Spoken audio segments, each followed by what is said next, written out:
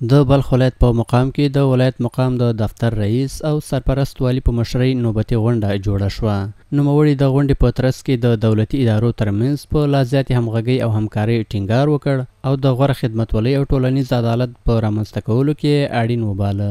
د ولایت مقام سرپرست دغه راز وویل چې د اعلی قدر امیر المؤمنین د هدایت پر اساس به په ټولو دولتي ادارو کې د روژې مبارکې میاشتې په راتلو سره د قرآن کریم ژباړه هم پیل شي او په دې برخه کې د ټولو ادارو له چارواکو څخه د لازمو اقداماتو غوښتنه یې وکړه.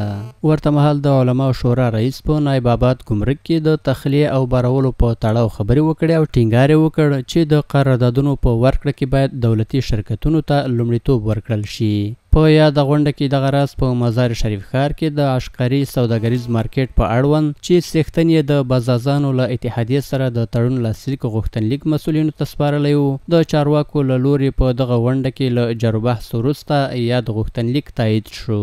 د یاد غونډې له نورو موضوعاتو څخه بله هم د روضې شریفې په څلورو خواو څنډو کې د ترافیکي ګڼې ګوڼې په تړاو وه. د غونډې ګډونوالو ټینګار وکړ چې د پیاده لارو او د موټرونو د تمځایونو په جوړولو سره باید دغه ټولنیزې ستونزې ته د پای ټکی کېښودل شي. دوی د یادو سړکونو د هر اړخیزې ارزونې په اړوند د یو تخنیکي هیئت په رامنځته کولو هوکړه وکړه. همدغه راز د هغو 14 تنو په تړاو چې د مزار شریف ښار د دویم حلقوي سړک په جوړولو کې ملکیتونه راغلي دي خبرې اترې وکړې او په پای کې پریکړه وشوه چې د حل په موخه باید یاده موضوع له مرکز سره شریکه شي.